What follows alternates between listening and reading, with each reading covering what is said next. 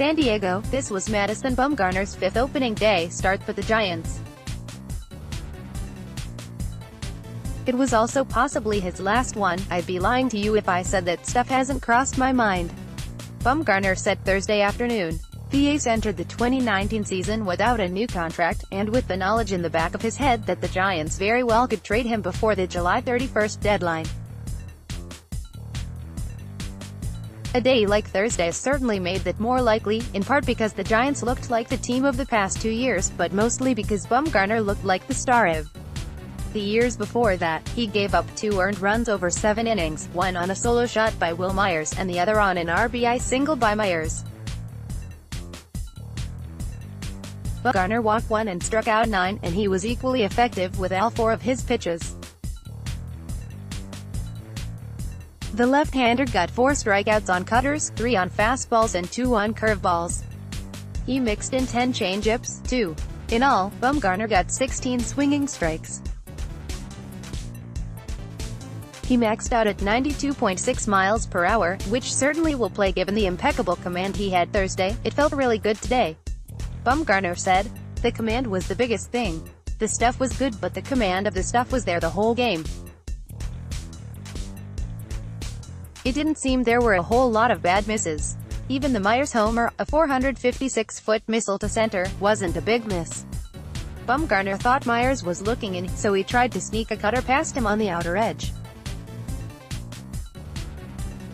Myers won that battle, but Bumgarner won 3 with Manny Machado, who went 0 for 3 in his debut, striking out on a cutter and 92 miles per hour fastball before bouncing into a double play. Here are some other notes from a disappointing opener. Machado got the loudest ovation and heard Manny chant as he took the plate for the first time, but Fernando Tatis Jr. was right behind in terms of noise. The fans were all in on the super prospect's debut, and he responded by singling off Evan Longoria's glove and reaching on a bunt single. "He's going to be a problem." Longoria looked good all spring and had the best at-bats of the day for the Giants. He singled twice and lined out to right in the 9th. The Giants can't carry 13 pitchers for long. With some of the limitations on their bench, they're going to need another way to counteract opposing managers. With a runner on in the 7th, Bochy brought Gerardo Parra in for Connor Joe to face a right-handed reliever. Parra hit just .202 against lefties last year, and Padres manager Andy Green countered with a lefty. Parra grounded out softly. Green then went back to a righty for Michael Reed, and Yangervis Solarte pinch hit and grounded out. That sequence burned half of Bochy's bench, and by the end of a game that wasn't all that dramatic, he was left with just backup catcher Eric Kratz. Nick Vincent, a former Padre, made his Giants debut in the 8th and looked good. Vincent allowed a seeing-eye single but got out of a kick inning with a double play. Related, Giants appoint Smith as teams closer. The game certainly has changed in a hurry, and that extends to the way teams present information, too. The Padres have a scoreboard. Fun fact, for every player, and the one for Manny Margot was that his catch percentage last year was higher than his expected catch percentage. We've come a long way from things like Kelby Tomlinson wears glasses despite having excellent vision in both eyes. The season of either excitement or disappointment is here. Opening day brings fans World Series aspirations or Twitter fingers calling for firings up and down the front office. What comes the day after, however, is a look to the future. Minor league rosters have been announced, as the season starts Thursday across all top levels. Here's where the Giants' top prospects will begin the 2019 season, though there will be plenty of changes throughout the year. Marco Luciano, whom I have as the Giants know.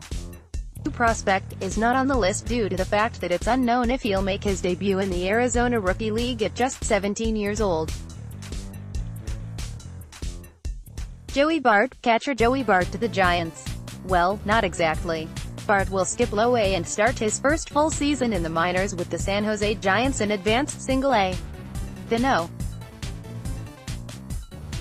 2 pick in the 2018 MLB Draft, burst on the scene last season by hitting .298 with 13 home runs in 45 games of short-season Single A for the Salem Kaiser Volcanoes. Bart impressed Giants coaches and teammates alike this spring. He hit .350 with 1 home run, 2 doubles and 7 RBI in 15 games, and won the Barney Nugent Award, which is given annually to the player who performs best in his first big league camp. If you're in the Bay Area, get a ticket to see Bart in San Jose at the beginning of the season. He'll move up the ranks in a hurry. Heliot Ramos, of joining Bart in San Jose as the Giants' 2017 first-round pick. Ramos, 19, had a down year in Low A Augusta, hitting .245 with 136 strikeouts in 124 games.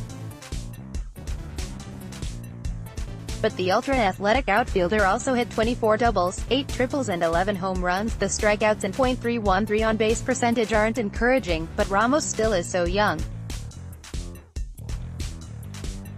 He has the potential to hit 20 homers and steal bases. Watching him in the same lineup as Bart should be a lot of fun. Sean Anderson, RHP Anderson will headline a solid staff in AAA Sacramento, though he should make his big league debut at some point this season. He impressed Giants manager Bruce Bochy by throwing 3 innings on short notice against the A's in an exhibition before the season opener. The Giants acquired Anderson from the Red Sox for Eduardo Nunez at the 2017 trade deadline.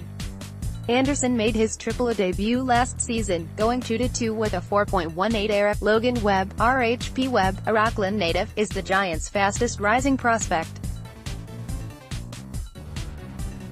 He finished the 2018 season at AA Richmond and will start there this year as well. The 22-year-old posted a 1.82 ERA in 74 innings for San Jose before his promotion. If he continues to progress, Webb could wind up in Sacramento this season. Gel, RHP The Giants' second-round pick is joining a stacked pitching staff to start the season in Low A Augusta. But he'll certainly stick out in the rotation at 6'11". Yes, you read that right. Related, Minor League Baseball announces 3-batter minimum rule for pitchers. Gel is a really good athlete for his size. He doesn't exactly have the power stuff that one might expect at his height, but he is a polished young arm. Other notable names: the biggest surprise at the Giants' minor league rosters is Chris Shaw. After he got a cup of coffee in the bigs last season, he's been demoted to AA. After 2 years in AAA, Chris Shaw will start the season back with AA Richmond. Outfielders in Sacramento are Gerber, Garcia, Henry Ramos, Slater and Yastrzemski. Alex Pavlovich at Pavlovich NBCS, March 29, 2019. Shaw last spent time in AA 2 seasons ago. He'll get everyday at-bats, and it'll be interesting to see how long he stays there. Seriously, the Augusta Green Jackets are starting the season with a stacked pitching staff.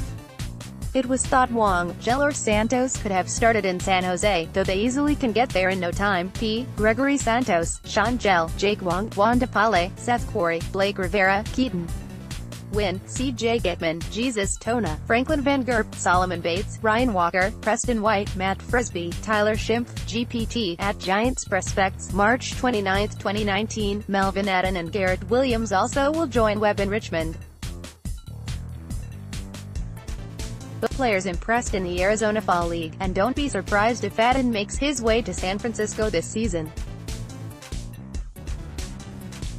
Jacob Gonzalez, the Giants' second-round pick from 2017 and the son of Luis Gonzalez, again will be in Low A Augusta. He's slid down prospect rankings after a rough first full season in the minors, but the potential with his bat still is there at just 20 years old.